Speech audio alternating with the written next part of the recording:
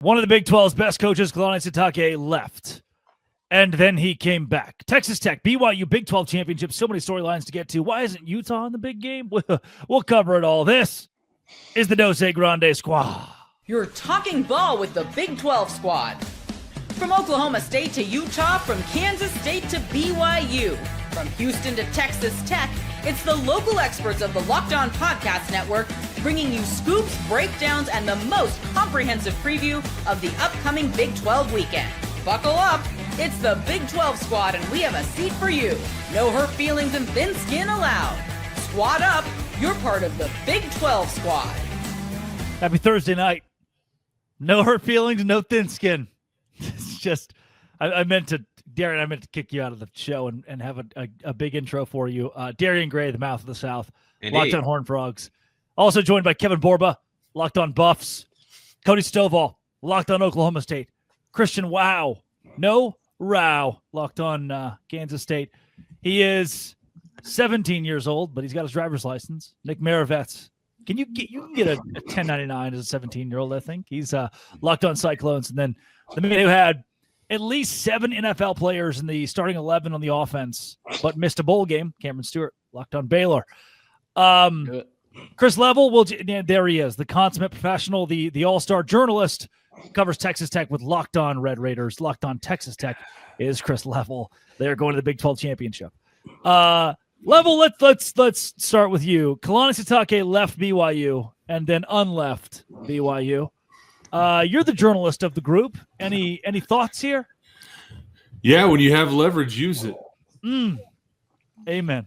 Yeah, when you have leverage, the kids in high school, man. I think, yeah, that's right. I think he had. I think he wanted to have his situation be similar to what Texas Tech is doing. NIL. Well, can I pause for that's a pro right there.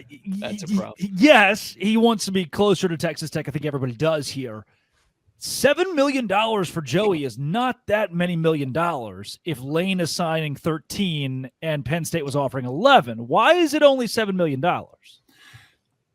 Two things. One, I think there is easily attainable bonuses that would grow that salary in any given year. Hear that, Cam? Easily attainable. Just all you got to do is make the playoff. That's it. I also think that was the lower number was on purpose to ensure that his staff was taken care of and his players.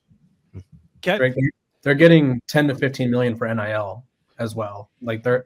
You talking about BYU? Yeah, BYU. No, that's what I'm saying. I mean, this is what I think that he had them over a barrel a bit. And hey, look, man. 110,000 seat stadium in a big league like the Big Ten, and if they're 11-1 in that league, we're not even having a conversation about you need to win and get in. It's already a done deal, and he had leverage and he used it. Good for him, and I think it's great for the Big 12. I did not want to see him leave this league. I think it would have been bad for the league, and so I think everybody wins here. So okay, let's pick one. We'll throw a dart at the board. Christian. Why doesn't Kansas State do this? Why doesn't Kansas State throw a bag at the football program the way that BYU just did? That's a great question. I mean, you could dig into management on that one. You could dig into, the way that right now Kansas State is they're just pointing their fingers in different directions and hoping something sticks. If you want to talk about darts on the wall, they're more worried about blaming injuries or blaming the fact that they don't have enough money for that to work. So I think all of these older brands in the Big 12, and if there's one of the older brands in the Big 12 that want to step up and say that's not the case, let me know. Want to get up to be where the Texas Techs and BYUs are, but they are falling behind, dare I say. So, okay, then fine. The dart goes to the board again. Cam, why is Baylor, a private university who has the former owner of the Houston Astros in your back pocket, and by the way, Bill Gates, anyone heard of him? Why do we see Texas Tech and BYU in seemingly their own stratosphere when the big money private Christian schools, hey Darian, can't seem to do the same?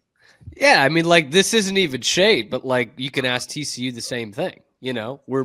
We're pretty similar, except TCU is making is just maximizing their talent way better than Baylor is, like immensely. And better. they still want to fire the coach. Yeah, their standards are immensely better. Like, I hate this, man.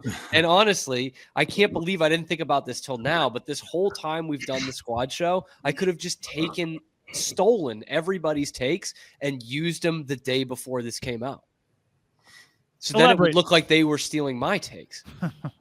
You know, like Level had such a take back there that I wanted to use on a show. And I was like, technically, I could get that out before this comes out. And so then it will look like Level's just copying me. You know what? You know? You know what? I respect you for telling us. Yeah, that's good foreshadowing. That's like a year and a half of squad shows. I never picked that up. Is that ethical or is that regret? Like, what's the fine line you're towing right there? He's at Baylor. Calm down with the ethical word. Yeah. It's big. Yeah, Kim, how's the athletic director down there doing? What's he wearing? Do we know? Did you ever hear, was there ever anything come your way about Jared Mosley at North Texas being? No, not really. Okay, yeah. Level one came your way. Give me something to report. Give me Yeah, something to report on Wednesday. Let's go. Let's go, Level. Hey, Level with us, Yeah. Chris. Yeah, that Of was. course I do, but can you say it like you don't? Just humor me. Yeah, no, that was I think there He was would have been number 2 on my list. Well, and again, it was a Jared Mosley, Eric Morris package deal kind of thing. Yeah, that's what I'm saying. And Baylor said 2 interim ADs and Dave Aranda are way better than that, baby. And I don't know why. I just knew that was kind of the because Eric was, I think, very intrigued by that option. Yeah. Crash Tell out him all until about it, Thursday. Chris Level. That's what's going to happen.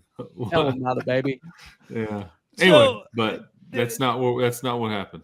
Therein lies, and it's an interesting way to start the show on Thursday. But I know for those who are for Level, for your show, for those who listen to BYU content, like there's been plenty of talk about the Big 12 championship.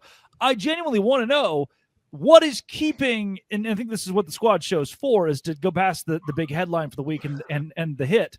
What is keeping Darian, Nick, Borba, your schools from pumping $30 million into NIL and saying, I want to build a Texas Tech roster? Why are you not doing that? Yes, Borba. The Sports Business Journal reported today that Colorado's athletic department is down, projecting a $27 million deficit this year. So I don't know if that's necessarily in the cards for them. I think Deion Sanders, of all people, he's his own GDP. Like, I don't get it. I just feel like he should be like hitting up his millionaire friends and being like, hey, like, why not give me some money? Like, I think it comes down to fundraising. I think it comes down to alternative ways to get money. Like, although Texas Tech is like the leading standard right now, they have the most niche fundraising ever because they have a guy who hit it in oil. Like, not everyone can do that. Like, not every program has $27 million. Not great, right? So like, not everyone $9 million for win. You just have to find your niche of like Baylor. I don't know how much Chip and Joe are worth, but like if they were that avid of fans, like, and I would say this too, like as far as like TCU and Baylor go, they've had success and big success. Like Texas Tech has not. So that was part of the motivation here to. You're a bit starved and like you just want to push forward and like all these things. And TCU played for the national championship a few years ago. Baylor was playing in New Year's Day bowls and things like that. So Texas Tech hasn't experienced that. So I think that's part of what the motivation at least was here. But so anyway, I don't know if that clears anything up, but I think that's part of why the money was motivated here as much as anything. Yeah, I think that's with Michigan too. I think they had like a billionaire. Yeah, they had like a billionaire who was just like wanted someone to be invested. They were like, finally, we'll give you money. Before we get Underwood. Before we get to segment 2, real quick, Drake, I wanted to say, as it pertains to the BYU AD, it's a good thing that they got this thing figured out, because I would imagine that if he screwed this up, Mr. Santiago would have got a swift kick in the nutsack and sent on the rail to the other part of the country. I know he's a basketball guy, and I know they got the top basketball player in the country, and they're investing heavily, but you cannot lose Kalani Sitake to the Penn State. that completely dashes any chances of you even being in the CFP conversation. If they beat Texas Tech and Kalani Sitake's out, that's going to be their justification, or it would have been, to keep them out of the playoffs. So it's a good thing that Mr. Santiago figured this out. Yeah, this is certainly one of the top coaches in the Big 12. But this is one of the biggest names you've got in this conference. I don't think that's arguable, and I do believe that keeping him is good for the conference overall. But he almost left, and probably for good reason. Let's spend a little time on that, because I think the oddity of this story, how weird this thing got over the course of the week, is the most intriguing part. This is the Dose Grande Squad. Hey, today's show is brought to you by Aura Frames. Look, it is the #1 gift. Last year for Christmas, I gave my grandma an Aura frame. She loved it. It was her favorite thing. She could sit there and just bloop, bloop, new picture. Wherever I'm going, wherever I'm traveling, I live 2,000 miles away, and it didn't matter. Her Aura frame was sitting right there with all kinds of pictures of me and the family and everybody else that we love and care for. You can go right now and give the best Christmas gift possible, Aura Frames. Aura isn't your average picture frame. You could preload, I should say, the frame with photos before gifting it, so when they plug it in, the memories are already there, especially grandparents. Endless photos, endless uploads of pictures, and 30-second videos to the Aura app. For a limited time, save on the perfect gift by visiting auraframes.com to get $35 off Aura's best-selling Carver matte frames, named #1 by Wirecutter. auraframes.com, promo code college. Use my promo code college at checkout. Terms and conditions apply. Support this show at auraframes.com. College is your promo code, Aura Frames. This is one of my favorite stories that I've covered in a while, and it's because one of the top head coaches, second or third best head coach, maybe first best in the Big 12, was leaving. Handshake, I'm gone, smell ya, team meeting is set up. And then software engineer mogul, cookie guy, Qualtrics, whatever that means. I got a call tonight from a source who said, hey, they went past the AD. They basically said, you sit this one out. We are the money. Pairing with the church, a whole religion, they decided without the AD, we're going to make sure Kalani Sitake is set. Level, you've covered the Big 12 for a long time. We'll go to the journalist again. Is this the craziest 6 hours, 18 hours of a coaching search we've seen in the Big 12? Well, I mean, I can't speak to the minutia of it like, you or Jake or whoever was in the middle of it. But what you said is actually fairly normal these days as it relates to who is in charge. The folks that are funding a lot of this, they have a lot of say. They are, quote unquote, team presidents or general managers in a different term, or team owners, if you will, and that they are the ones that are making or involved in most of these decisions on a lot of things. And so that part doesn't. I mean, you knew when the crumble guy was like. I mean, yeah. Some folks are unreplaceable. Sounds like I need to get to work. I mean, hold my ladle. That's right. That's what I'm saying. So, I mean, that's just how it operates these days. And administrators at schools have to give way to these folks and let them be a part of decisions, whether they want to or not, because you're in. It's different at some places than it is others, but these, an AD, a school president, assistant AD, whatever, they're figureheads in a lot of ways, but they also are the glue that kind of keeps it together and brings certain people into the mix depending on what the issue is. But that doesn't surprise me at all that's the route that they went. Like, hey, let's figure it out. This is the guy we want. We're going to fund it. The end. Okay, so Cody, for you, this coaching search where Eric Morris is the guy. By the way, I think that Oklahoma State's in a better spot than some SEC schools. You've got a quarterback now, a running back. You're going to have, like Indiana had with their James Madison transfers, a basis for winning next year. Is this the AD? Is this the president? Or is this the ghost of T. Boone Pickens saying, here's who we're going to go get? No, I think the collective that he's bringing alongside him, speaking of Raj Murthy, that is an individual, 24 years old. He's a very, very good mind. He got to study football under Dana Holgorsen. He is going to bring a different level of exposure. Nick, aren't you 24? I am 24, yes. I just turned. So happy birthday. Good mind. Good mind. Be the next Raj Murti. Catch up. Yeah. But I think that we're talking about the finances. We'll have to wait to see if it's true, but we're hearing some things in Stillwater that Oklahoma State is prepared to spend 18 to 28 mil on this particular roster, just because they know they have to influx a crap ton of talent into this roster, on top of bringing Drew Mestamaker and Caleb Hawkins and Wyatt Young and some of those defensive individuals. I think Oklahoma State is positioning themselves, but it's following the Texas Tech model, and now BYU seemingly is doing the same thing. I think everybody in the league is going to have to do this once, right? Cody Campbell talked about the reason we're going to spend 30 mils because we don't know if we're ever going to be able to do it again, right? Yeah. And it got them this roster that has now put them on a pedestal that they're going to be able to utilize to recruit off of, so they don't have to spend quite as much in the future. I think Oklahoma State's in that position now. We're going to spend somewhere between BYU and Texas Tech money just to kind of get everything off the ground. But if you don't have success, I don't think that you can do it again. Oklahoma State's in the same position. We can't give another, say, 25, 30 mil 3 years from now. If it doesn't work, it's going to go pretty south. And Eric is well aware of how it's being done here. He played with Cody, and they're friends. I mean, they've been friends for a long time. You could have had that, Cam. Yep. That could have been your head coach right there. Just letting you know that. But you don't even have an athletic director to even hire the head coach, do you? Huh? Or a 4-star wide receiver. Come on, say it. Say, I don't have an athletic director. Come on, say it. Hey, Cam, did all of that craziness with the AD, do you think that had a hand in some of the Dave Aranda workings? Sorry, I blacked out for a minute. What did you say?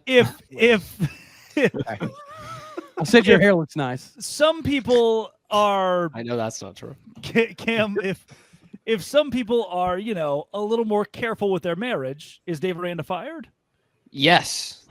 Yeah. Right? Like he'd have to be. Okay. That's where I'll leave that. And so is the Big 12 safe now that the BYU's coach isn't going anywhere, or is Campbell going to Penn State, or good old Dave Aranda?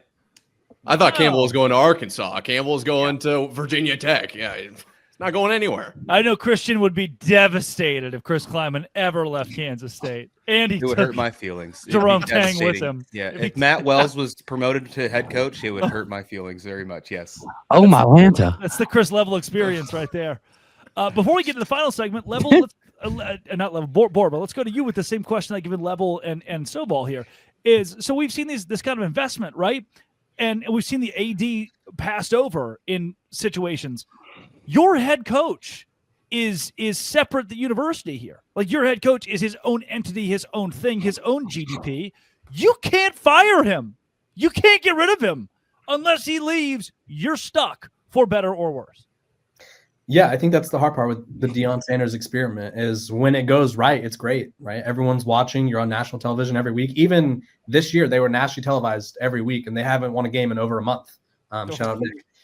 But realistically, you have to be able to have the buy-in from Deion Sanders, because unlike, I would say, the rest of these schools, Deion Sanders is operating as the czar of the program, right? He has the ability to have his own documentary being filmed. He has the ability to sell his own personal merchandise. He's probably the only coach that's famous enough to have his own personal merchandise, but you have to be willing to get the buy-in from him, and he has to feel that from somewhere else. And like right now, Colorado's at a point where he's probably going to have to fire 5 to 6 coaches. They don't have an athletic director yet. So Colorado is in a weird spot, and I don't really know how you get someone to invest their money because, and Chris, you could attest to this more than anyone. Like, I mean, Cody Campbell's a little different because obviously he played at Texas Tech, but the guys who are giving these programs money, they don't gain anything out of this. They get like the satisfaction of like, cool, my alma mater or my favorite school is winning. But like if a program like Deion Sanders right now, I feel like a lot of people are questioning his buy-in. Why would people want to give him $20-30 million if they feel like he's going to dash any day now? Like that is sort of the big problem. And the holdup with Baylor or TCU is like, why give them money if we don't trust that they're going to succeed? This is exactly what Cody has been dealing with Mike Gundy. Like, and so the money kind of dried up, or like, hey, we'll wait on the next guy, kind of thing. Yep. And yeah, you just got to get people to be all in, give their money away without. Yeah, as easy as it sounds, right? Just give me your money. Personally, I listen to every Dave Aranda press conference, and I don't know how they're not giving him the money because he just is spot on with everything. No idea, like what the hell I'm doing. I have no idea. And there he is. How could you not fund that, right? Like, fearless leader. They kept him. They kept him. It's so unbelievable. 35 and 36, below 500. It's awesome. Coming up, can we get the right two teams? Hey, 36 and 37. Come on. 36 wins. That's one more win. Yep. And another loss. Coming up, did the Big 12 get the right two teams? Or Utah, a healthy Arizona State? I mean, is BYU fool's gold? Because that's what the playoff committee tells me left on Big 12. TC. Baylor. Hey, today's show is brought to you by FanDuel. FanDuel is exactly where I go for this Big 12 championship game to say, look, I do think Texas Tech's going to win, but by 14 points, that's a good chunk. They did it the first time, but the ball bounces the other way once, twice.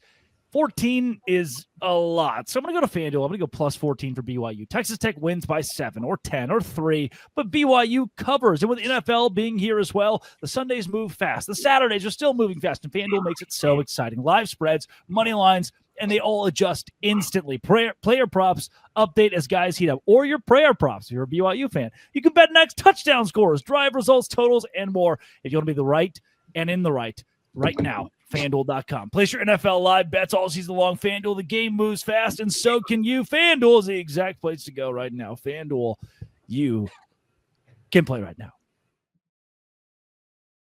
No JT Westercell, so we can have the conversation a bit more unabridged here.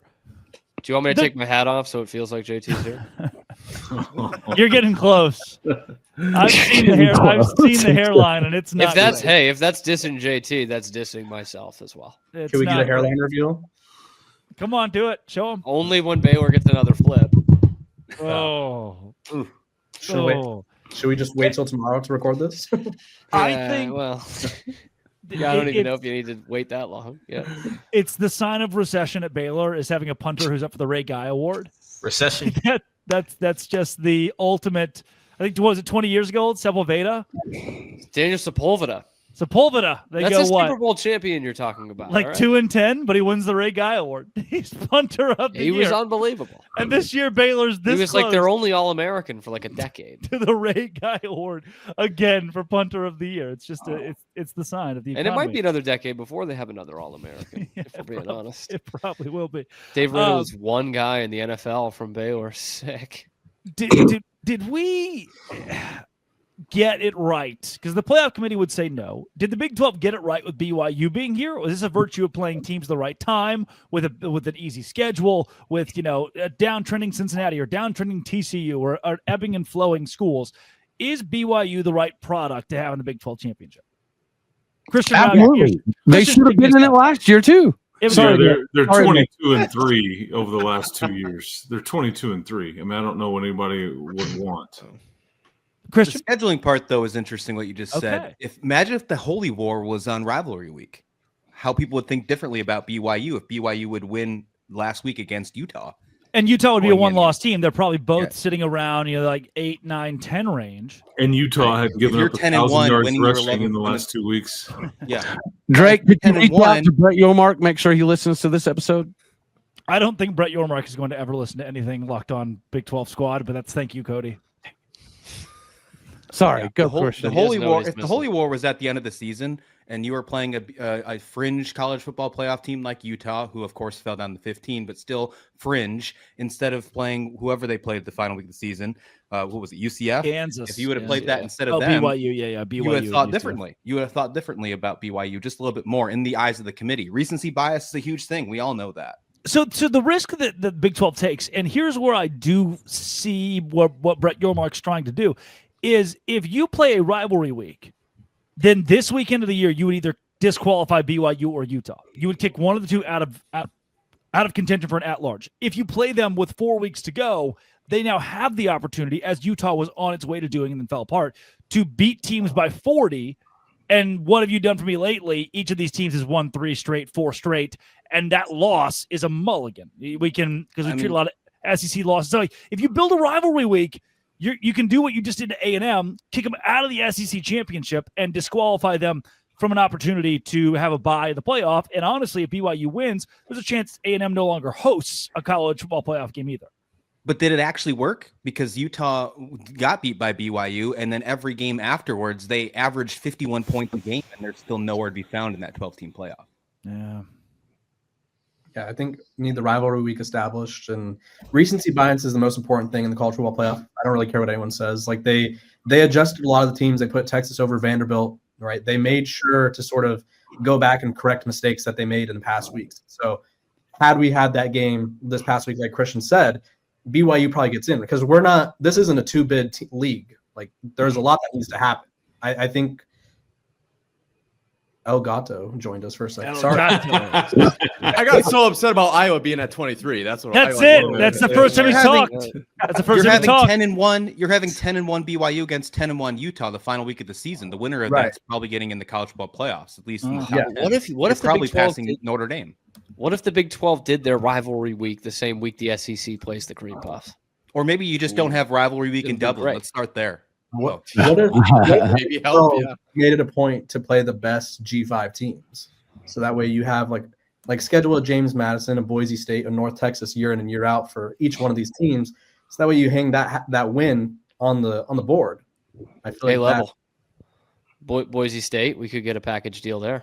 Yeah, there you AD go. and football coach. There you go. 37-year-olds, about to coach his third straight Mountain West Conference championship game. His mind hasn't left that since you said it, Chris. I know you're looking for package deals. I'm just look. Yeah. It's all right there, man. Yeah. It's all right there. Is that I was of the mind preseason that the Big 12 should only play Mercer, Samford, and Western Kentucky like a lot of these SEC schools do. Yeah. But now it might just not be the case. Like if BYU had a win in the non-conference against Notre Dame, then this wouldn't be a conversation. They're in easily.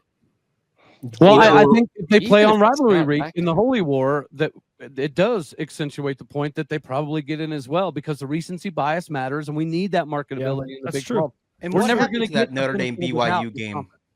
What happened to that too? Wasn't there a game scheduled? I think there was. Somebody bailed out. Wasn't BYU. The Big 12 is in a position where they have to do the opposite of what Texas is crying and doing now, because Texas is taking their ball and going home because they played Ohio State and they're completely ignoring their loss to Florida. So Texas is saying, you know what, we're not going to play anyone hard, so we'll just win out against everyone else and don't worry about the challenge games. I think the Big 12 has to do the opposite, right? We have to. Yeah, I think they should cancel. They should cancel Georgia from their schedule too. I mean, while they're at it, well, and they're glossing over the fact that I think Texas and A&M both only have one win against the top 6 of the SEC teams.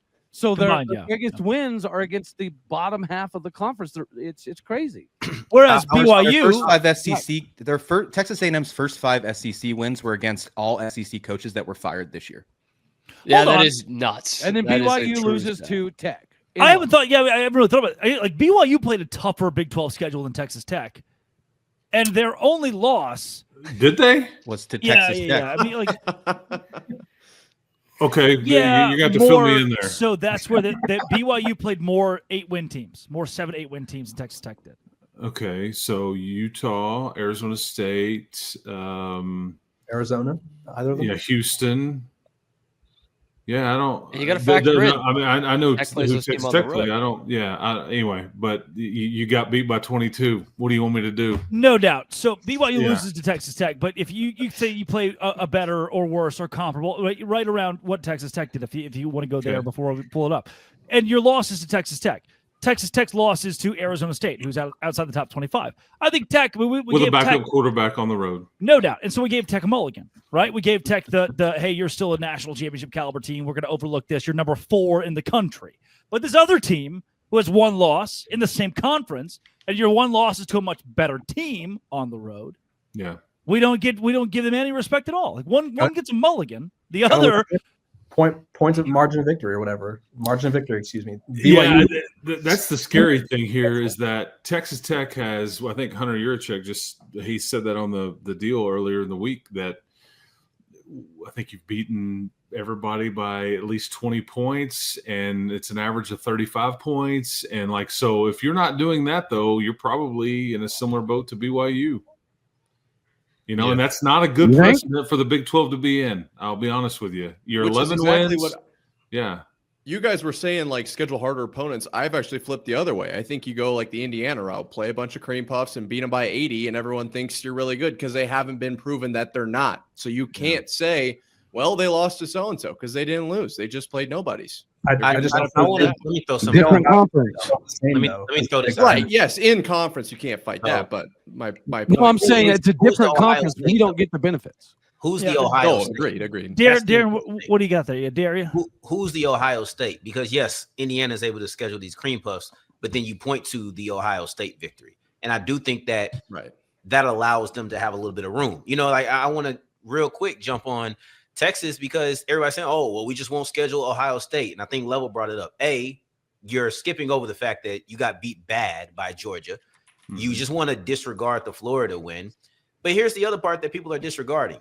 You could have won. It's not as if the game was rigged in that Texas just had to lose. The risk comes in. And tell me, is scheduling tough out of conference games supposed to be just extra credit to where you win and we boost you up? If you lose, we act like it doesn't matter. Yes, if Ohio State would have lost to Texas, they'd be in because they didn't lose to anybody else. But Texas lost to Ohio State, then lost to Florida, who at that time we knew Florida was garbage. It's not like they lost to a Florida we thought was good and then they got garbage. No, they lost to a bad Florida. And then they lost to Georgia badly. Like these are things that play a part. And then to just the idea of going the cream puff schedule, I think that only works. I don't think that helps you get two teams in. That just puts you in a position where you have to win the conference. Such an interesting point for Arizona State. If they don't play Mississippi State on the road, an SEC team on the road, not a bad SEC team, but if there's not the Hail Mary that Blake Shapen hits, Cam, good to see you, that Blake Shapen hits to win the game for the Bulldogs, I mean, if let's say that they beat Arizona and they're sitting at 10-2, then right now they got a bad loss like Texas does to so-and-so, to a top 15 team, and their other loss, or they have a win against Texas Tech, their other losses, whoever, like where do they sit at 10-2?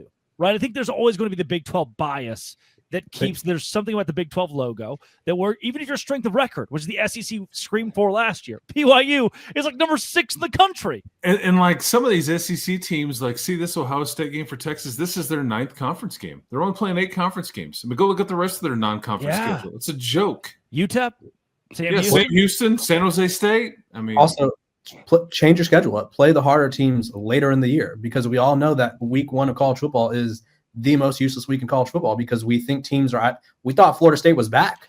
But Borba, Notre Dame. Don't play the harder teams late in the year. Play the harder teams at the beginning of the year and lose to them. And then it doesn't count. It doesn't matter. They're not in the Big 12, though. Right. That's what it is. It's the Big 12. It's the logo. That's it's the it. Big 12. That's what it is. Until we do something about it. Logo for Notre Dame. They don't even have a logo on anything. I mean, it is some sweet irony that Joey McGuire made some comment about he popped off about Notre Dame not being in a league and kind of they took the easy way out. They don't have to play in the conference championship game. They don't want to be in a league, and they are going to all be sitting there in their gold domed homes this weekend rooting crazy for Texas Tech of all teams because if Texas Tech loses, BYU is in and Notre Dame would be out. Yep. Are they going to still not punish people for losing in championship games? Like, is that still going to happen? Yeah, they won't. If Alabama loses, what happens? The only way they'll punish you, they won't drop you out of the playoff. They'll move you around. Yeah. So like Clemson, unless you just get hammered. So Texas is going to throw the craziest fit ever because they're not getting it. True, but what will happen is like if Texas Tech will say, for example, loses to BYU, they'll put BYU in at number 8 or number 7 and Texas Tech at number 8 or something along that. They'll maneuver it to where you don't play your conference in round 1. They have to. They've kind of made that. Do we load manage and try to just let BYU get in? Rest for the playoff? Like, do we load manage here? Tech's never won the Big 12 championship. A great question that we will cover next week on the Big 12 squad. This has been no. And it always will be the longest version ever. Actually, this has been it always will be. Please hit subscribe. It will help us keep our locked on. And there he goes. The locked on Dose Grande squad.